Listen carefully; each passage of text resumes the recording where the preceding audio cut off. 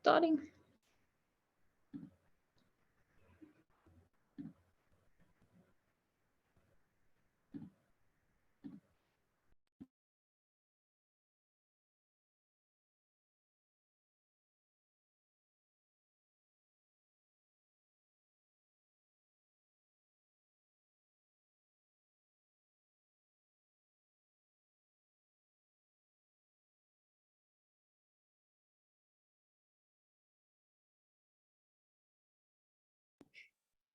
Rabea, I think you're muted.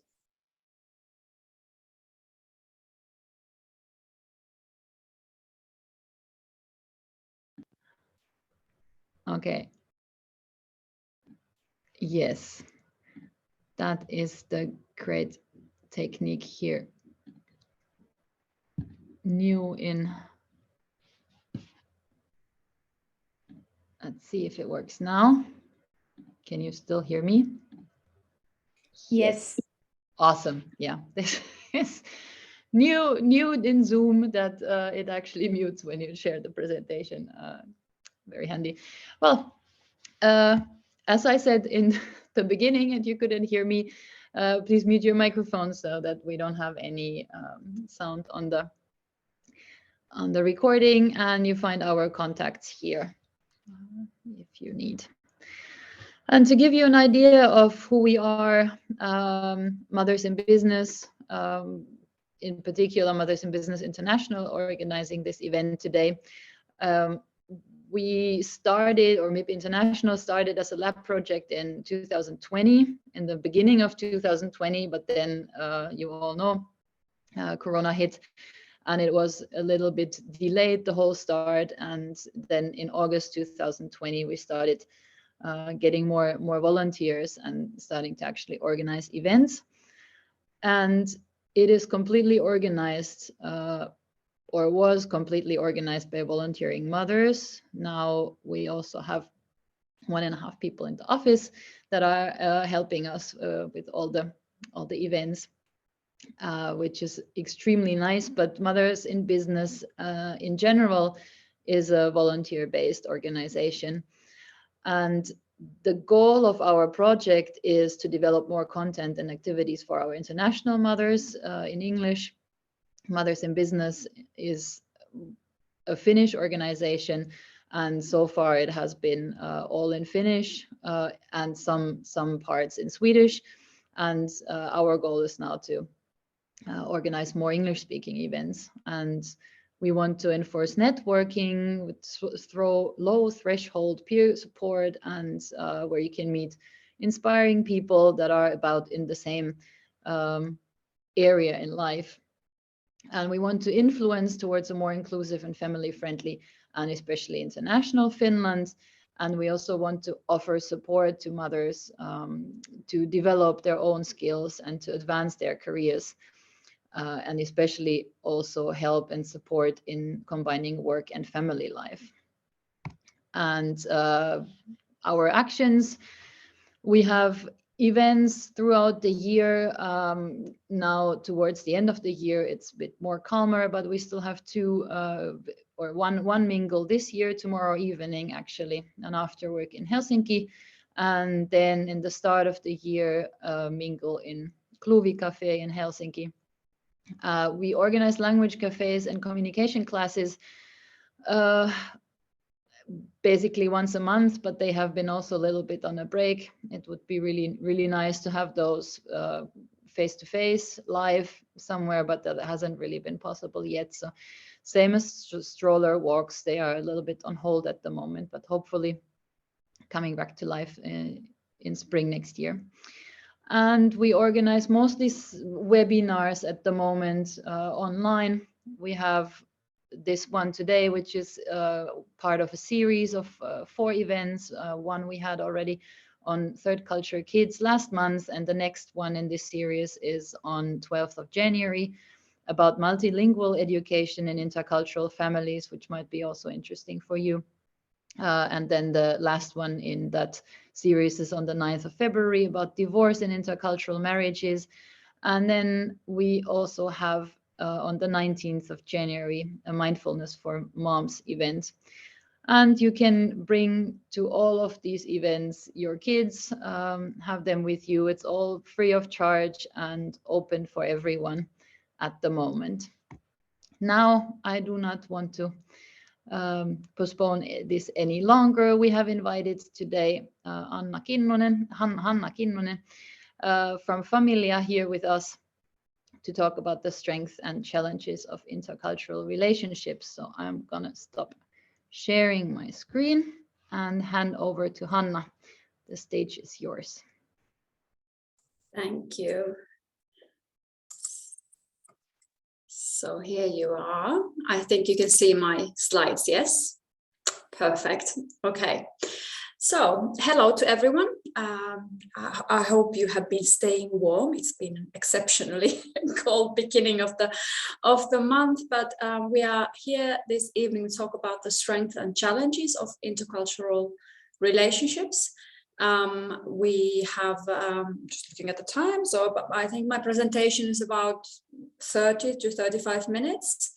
Roughly, and then we have a Q&A session at the end. So even during the presentation, if you have any questions or comments, you can type them to the chat field, or you can wait until the end and comment or ask questions at the end. But like Rabea said, she's going to stop the recording at the end, so the Q&A won't be recorded. My name is Hanna Kinnunen, and I've been working for Familia for almost 14 years already. I started as the project manager for the DUO project, for the first ever project for intercultural couples, international families in Finland. It was initially thought to be a 3-year project, but we got a 2-year continuation. And then there was DUO 2, which was a 4-year project. And then after that, after the 9 years as a project, Familia got permanent funding from STEA for the activities for intercultural couples and families in Finland. And since that, I've been working as the officer and specialist of intercultural couples and families, apart from when I was on maternity leave myself. My background, I've studied intercultural counseling and cultural diversity at the University of Joensuu, and in for my master's thesis, I interviewed 5 women and 5 men who had moved to Finland because of their Finnish spouses. I have lived abroad myself in London for 5 years, in Dar es Salaam, Tanzania for a year before moving to Helsinki, and I'm originally from Joensuu. And then I suppose the other hat that I wear is that I also give couples counseling, and a lot of the couples that I meet are international because I do it in English. So I have kind of different perspectives to this topic and to couples and families who have this a transnational, international, intercultural aspect.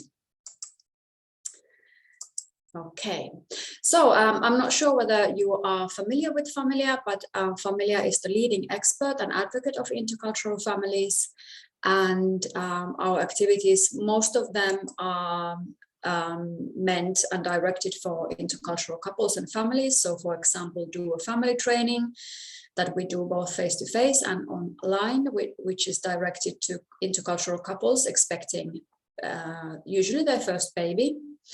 Then we have different kinds of peer groups or discussion groups. For example, do a mother and baby groups, and next year also I think they're going to be do a toddlers groups where parents and over 1-year-old children can come. And then we have also fathers groups, for example. The duo living rooms, we have kind of the family cafe types, but then we've also had, they have been called duo divorce living rooms, where people who are contemplating breaking up or divorcing from an intercultural relationship or marriage, or who are in the middle of breaking up or have broken up, can share experiences and feelings and ideas. And we also have different kinds of clubs and workshops, events and webinars This year, for example, I've done 2 series of duo families 1, 2, 3, and they are like online workshops, and then they also are going to continue next year. So also many of our activities have been forced to be put online because of the corona situation, but as soon as we can, and we've had some face-to-face activities as well. Then I suppose the bilingual project might be of interest to you. It's a new project that we started this autumn, and its aim is to develop this family network of multilingual families so that the parents can organize activities in different languages to support mainly the minority language and also the identity development of the children. But information about all of our activities and of course our new Finnish courses that are starting next year are going to be are on our website, and the Finnish courses are going to be there, I think, by the end of the week. And I think the registration is going to start actually soon if you are interested in the Finnish courses. So who are intercultural couples?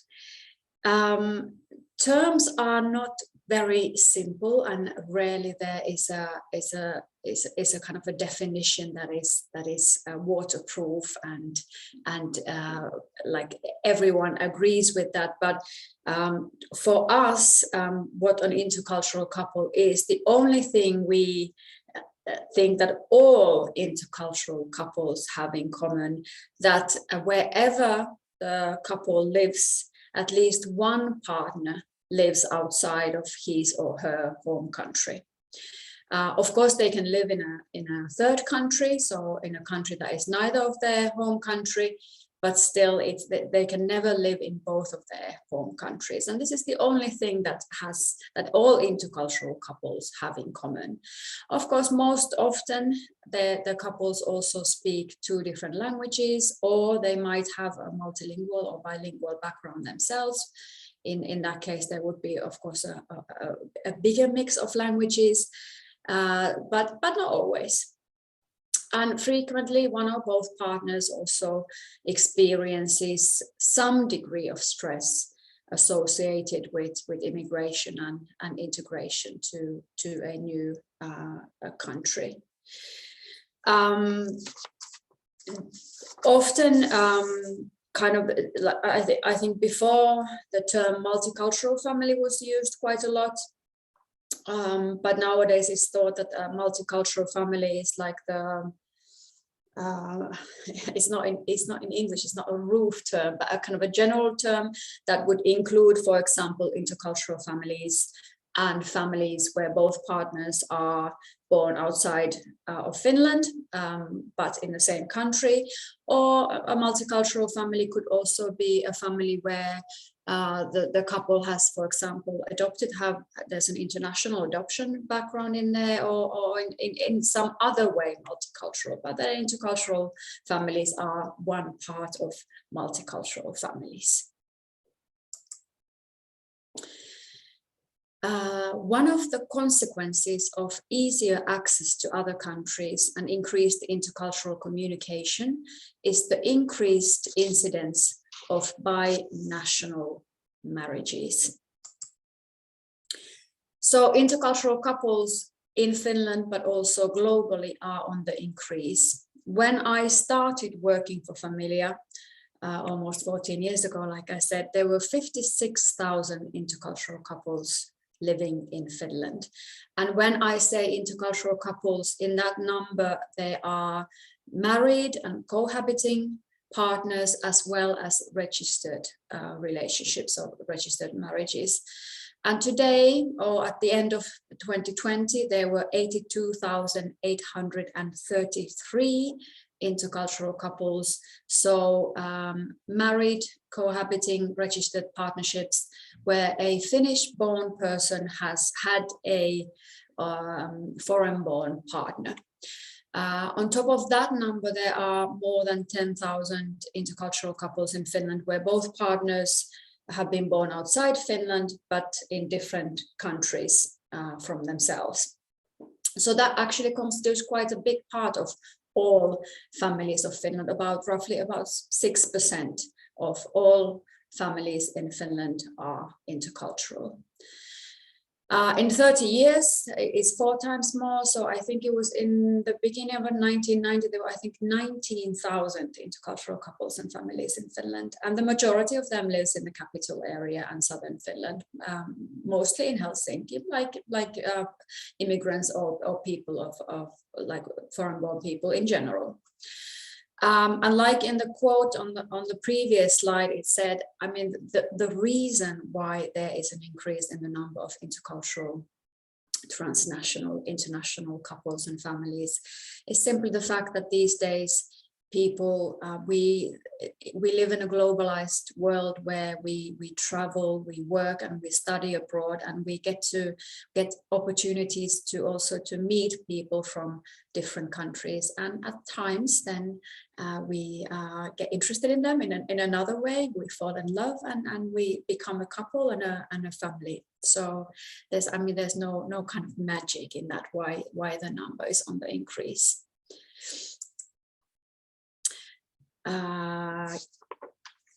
Nowadays, the higher mobility, the freedom of movement within a large number of European countries, in particularly those adhering to the Schengen Agreement, and not least the new communication technologies and the orientation of globalization, make it easier the formation of personal relationships with and between foreigners, which may take the form of marriage.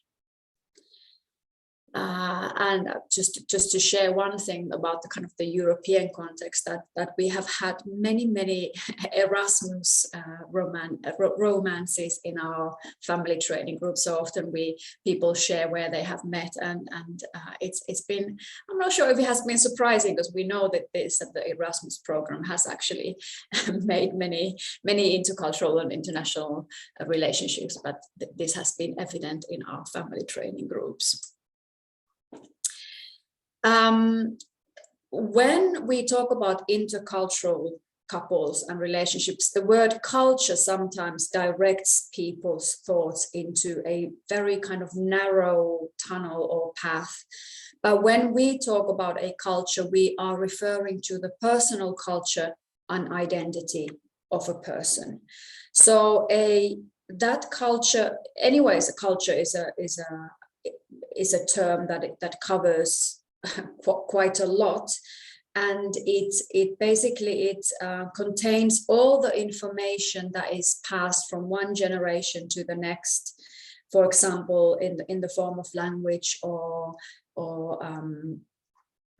traditions or how we kind of it gives us the transcript for life. But then the personal culture and identity with whom we are as individuals, it's made of all of this and more, I suppose. But for example, the age and the era, that makes a difference. So we are different when we were different when we were 16 than we are now, and we are certainly going to be different when we are 60, but also the era. So whether a person was born in the 1940s or 60s or 80s or noughties, that makes a difference. Gender and gender roles, language and communication skills, personality and temperament. And temperament, of course, is something, it is quite fixed and permanent and has a biological nature. But for example, in different countries and different cultures,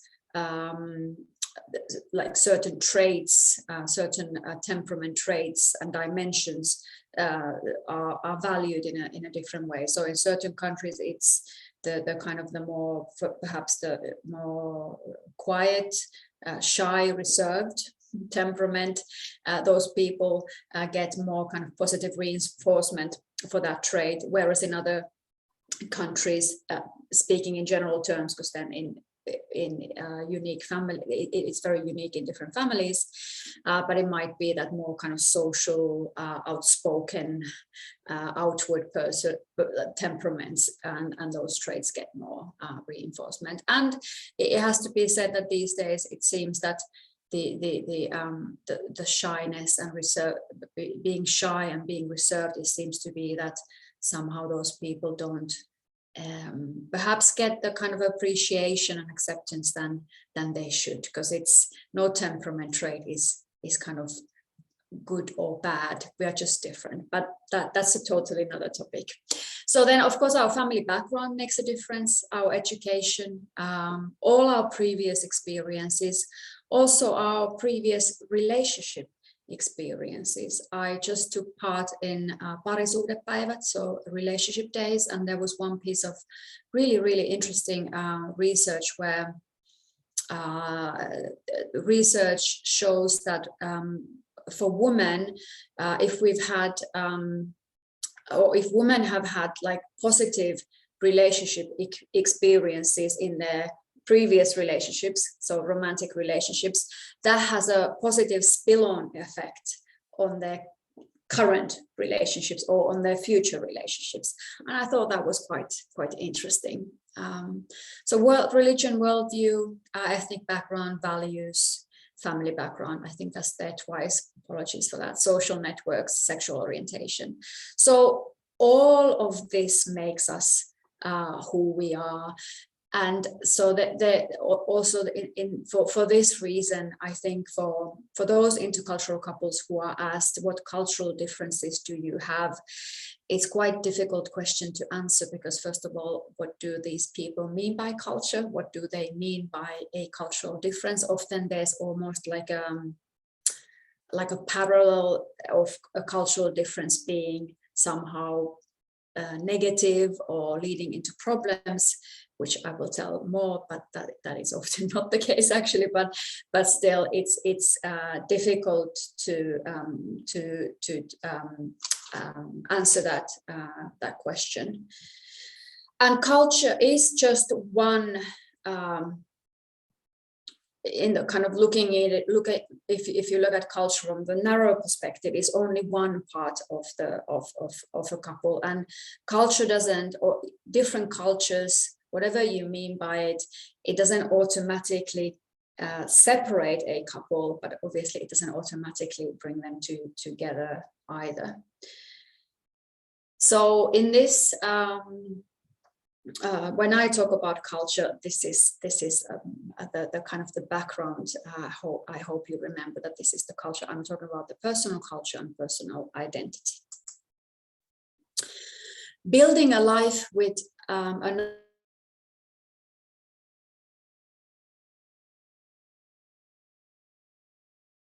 person is always a challenge. This is because our culture provides us with a set of expectations about how things work in the world, and this includes the dynamics of relationships. Since these cultural scripts were laid down in our psyches from an early age, we rarely question them. Instead, we tend to accept them as obvious truths about the world.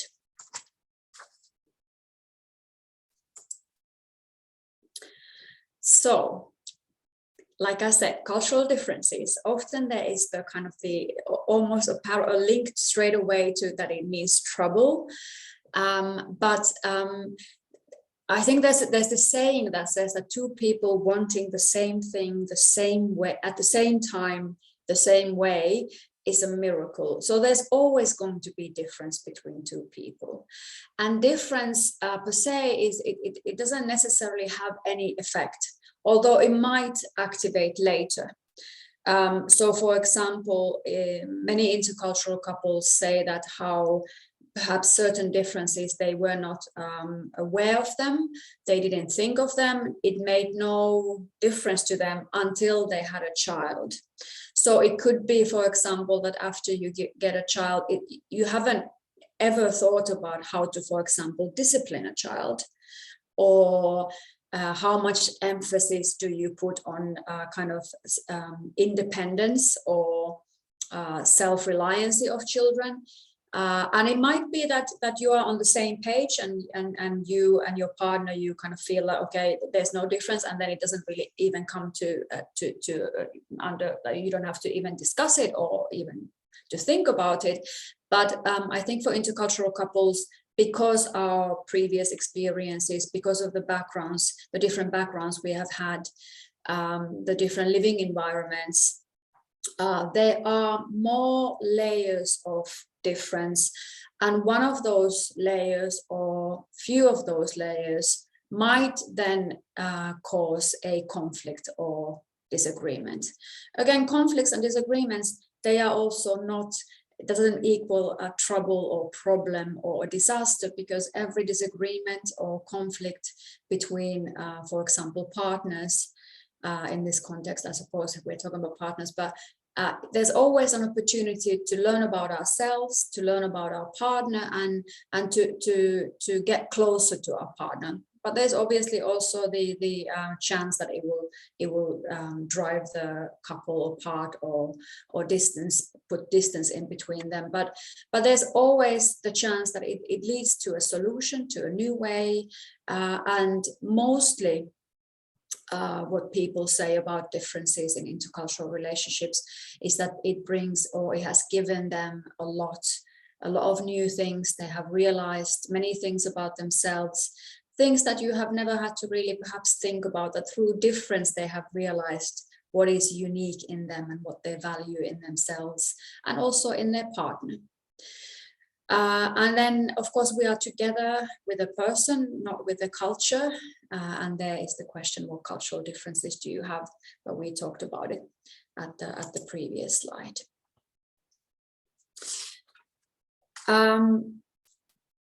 Throughout the course of people's life, people will deal with change in many forms. And some changes are very minor and easy to get past, but then other changes are more significant, and they lead to elevated levels of stress. And life changes, they can be both positive and negative, but all change causes stress because there's always certain amount of uncertainty. They always mean a certain amount of uncertainty and the need to readjust and to adjust into a new situation. And change doesn't happen in a vacuum. So often, like negative life events, luckily they also have positive outcomes. On the other hand, rarely a change is 100%.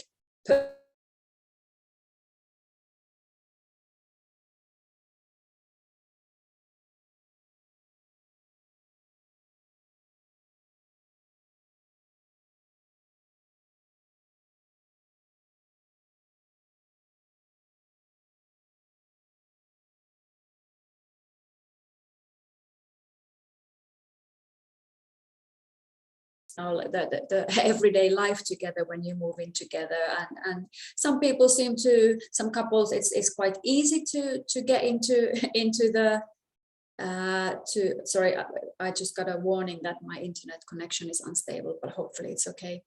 But then to some couples, they might realize that, okay, perhaps people's idea of what is a clean house or how often should they change the sheets, very mundane examples perhaps, but you'd be surprised how often, or maybe you wouldn't, but you'd be surprised how often people actually argue about very mundane things. Then there is the parenthood. That is a huge life change, and then of course the kind of the process, change process, life event. So relocation and integration is quite a big thing for intercultural couples. In an age of increasing globalization, where a growing number of people have ties to networks of people and places across the globe, rather than a current geographic location, people are increasingly marrying, I think it should be marrying across national boundaries. Transnational marriage is a byproduct of the movement and migration of people. Transnational marriage may occur when someone from one country visits or lives in another country for school, work, political asylum, refuge, or due to their family relocating.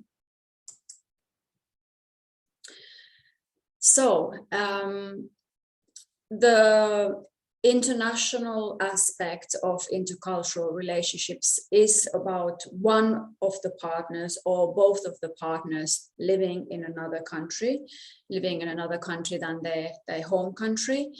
And these are from one research, so where people who had moved to another country because of their partner, they were asked that what are the most difficult adjustments international migrating or what they had faced in their new country. And the most stressful things that these people mentioned were missing their family, language, no employment or income source, no friends or very few. Obviously, this is mostly like in the beginning, during the first few weeks, months, maybe the first year or couple of years after the move. And then what did the international couples miss most about their home country? And the same things, family and friends, but then also food, culture, and job, so the work life. And this is also something that I studied for my thesis. So I studied the adjustment process of the expatriate spouses. My research, I had similar findings from this. So the 10 people I interviewed, they also said that the most stressful things for them during the first few weeks, months, 1 or 2 years in Finland were language. So they all said that in order to integrate to Finland, to adjust to Finland, you have to learn Finnish. And they, to varying degree, they had learned or studied Finnish. But I remember one of the guys, he said that his advice to other people would be to bite the bullet and to do it early, because then life gets over, and then you might not have time to do it at a later stage. So language was one thing that they mentioned. They also mentioned the friends, or leaving behind their friends, and the social network. They didn't mention their kind of family. At that point, they said that because they had they had lived in another country or in another city, they hadn't lived with their childhood family, so it wasn't something that they thought. But then after those of them who had a child with their Finnish partner said that then they started to miss the significance and the importance of their childhood families. They saw it in a different light. And the third aspect that isn't actually mentioned in here is the loss of independence. So the people I interviewed, they also said that initially there was kind of stress associated with what am I supposed to do in this country? What is my role? They were all like they had been in working life, so the worry about whether they are able to find work and continue their career in here. So they were all dual career couples. And also that they had to kind of rely on their partner. And even though they said their Finnish partner, had been their best friend and had been very supportive and empathetic and understanding, they still said that unless you find your own place in here, something meaningful to do, whatever that may be, you cannot be fully happy in here. And this is the reason why immigration and the international aspect is there. And of course, the corona situation, the pandemic, has obviously affected international couples, transnational couples in a different way to many kind of, for example, Finnish couples. The answers to the questions change over the years. In the beginning, the language problem was the major problem, also the climate. Now, 40 years later, the language is no longer an issue, and we live in the south of Finland, where the weather is not so severe. Global warming also helps. Finland was also very much under the Soviet hammer in the early 1970s and even in the 80s. The way of life then was almost unbearable, and the poverty. There was zero respect for individuals. Nowadays, with Finland being part of the EU, life has improved, and become quite Western. And this is actually a quote from a man who was born in United Kingdom and lives in Finland, and has lived in Finland for quite a while, so has a long perspective on this. But this is how he kind of felt, and I suppose this also tells a little bit about the changing of Finland, but changing of him and his kind of personal path and journey in here. So, differences and conflict in intercultural relationships. According to research, intercultural marriages do exhibit a somewhat higher frequency of conflict. But of course, conflict and disagreeing and arguing with your partner, it's not necessary. I mean, it's the way you argue that matters, not how much you argue. But somewhat a higher frequency of conflict nonetheless. However, and perhaps this is a stereotype that some people might have, but the research, this is done by the Family Federation of Finland a few years ago, that conflicts over the upbringing of children are, however, not more common among intercultural couples. And to kind of to emphasize in here that compared to Finnish marriages, couples in an intercultural marriage are as or even more satisfied with their relationships. So what do intercultural couples then argue about? Well, the same things that Finnish couples argue about. And this is again from the research by Family Federation, where intercultural couples of Finland were interviewed. So the number one topic is housework. And actually housework is a topic that for intercultural couples, they argued quite more about housework. It was the number one topic, but intercultural couples argued more about houseworks than Finnish couples.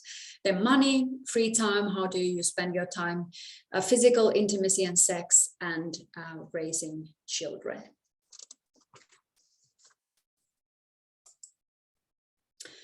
What I find most challenging in our relationship is the communication differences. I'm not used to holding so much in, and it is challenging for my wife when I bring something up.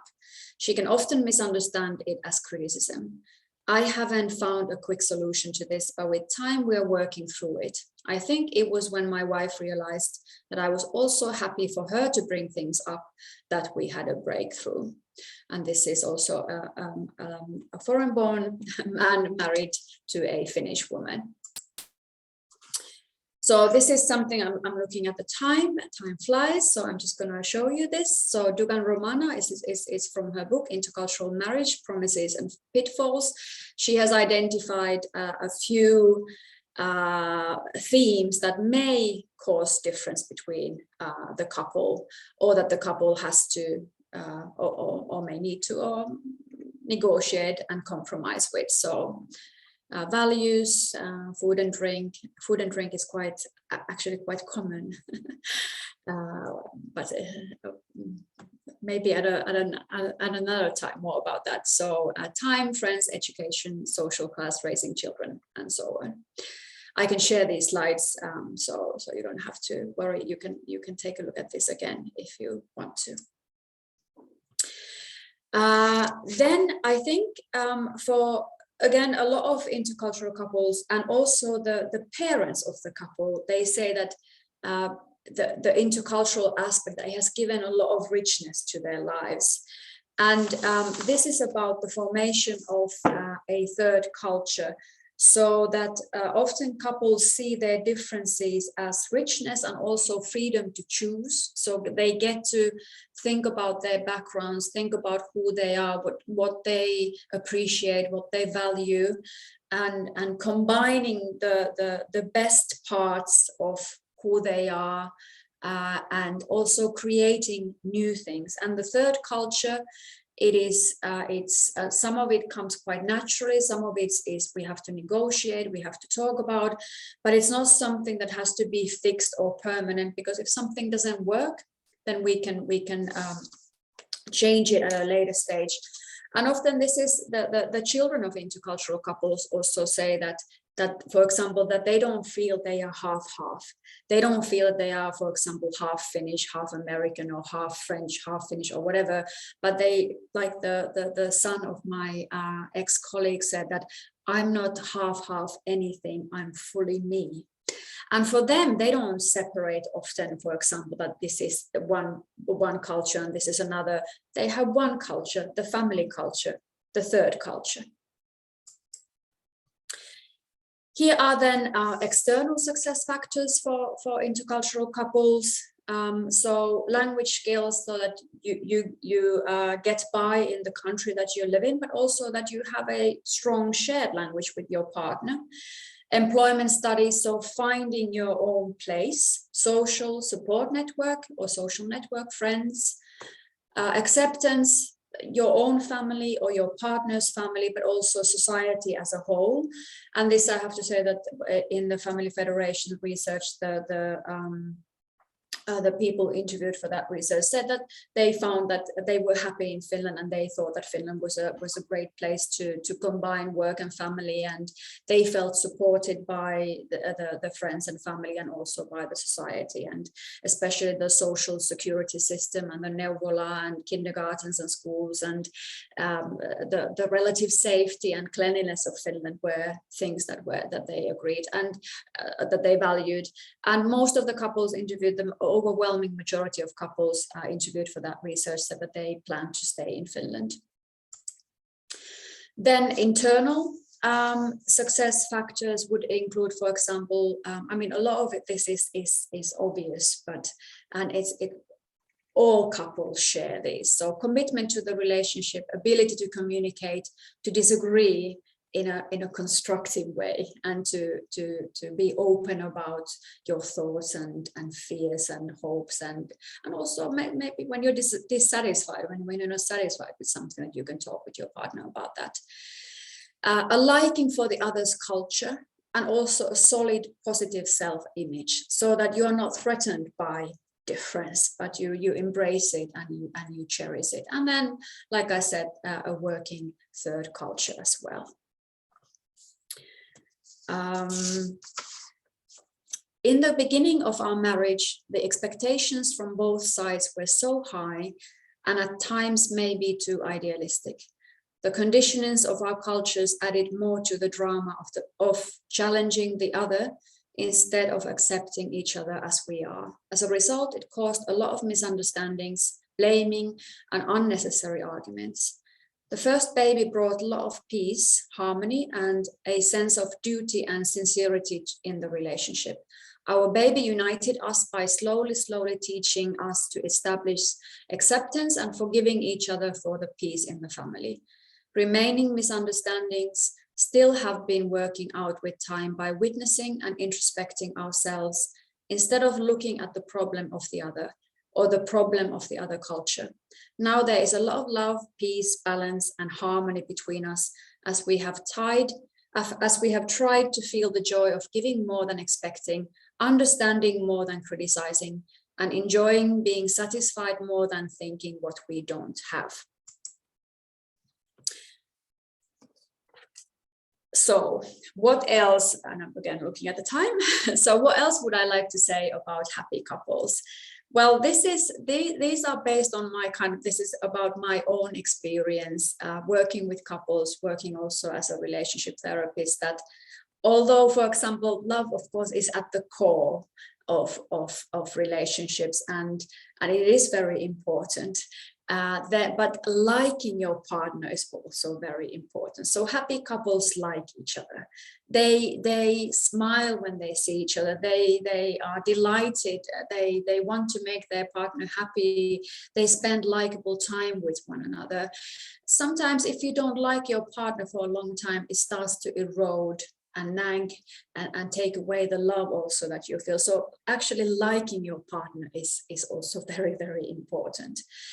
And like I said, happy couples argue, but in a different way than unhappy couples. Unhappy couples want to be together. So if you think about a relationship, for example, there's often the initial attraction, the passion, the kind of also the physical attraction that leads into intimacy. and the emotional bond, emotional intimacy, and physical intimacy perhaps as well, but more of the kind of the companionship, the friendships, the relationship. And then there is commitment and will. And the one thing we can most affect is want and will and commitment. And I remember I was talking to one couple who had been together for ages, for decades, and I asked them what their secret was. And the husband said that we have never wanted to break up at the same time. And I know he was partly kidding, but sometimes, you know, there are ups and downs in every relationship. So sometimes it is that you want to stay together. Happy couples are also flexible and willing to make compromises. And it's also, research shows it's really, really important that we let our partner influence us. So that if something is really important to our partner, it may not be to us and we may not understand it, but if our partner explains like what is behind it, that we let them influence us. And also happy couples know how to regulate emotions. And then also this mentalization, which basically means that to hold their own and others' minds in their own mind. So that when our partner, for example, behaves in a way that irritates us or makes us angry, that we can kind of try to see behind that behavior or tone of voice or whatever that may be, and think that what might be behind that. So there's also kind of goodwill and good faith, and also trying to look at things like in the previous slide in the quote from the kind of positive perspective.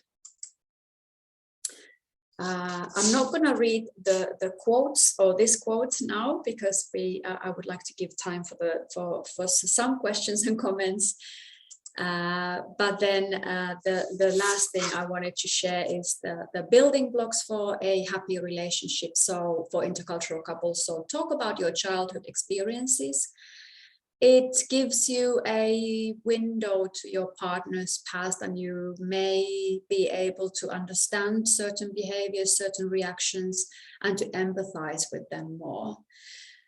Don't assume that you understand each other, or that sometimes that understanding automatically means acceptance. Getting to know each other's families. This is also that when we understand our partner, when we know where they come from, it's easier for us to put things into context. Learn at least some of each other's languages. Acknowledge and work on your differences. And then the appreciation. And then also creating, sorry for the spelling mistake, but create shared rituals and celebrations. It is also important that if you have a child or if you have children, that you have these shared rituals and celebrations as a family. More quotes, which you can read later on. But for now, I'd like to say thank you. Thank you so much, Hanna.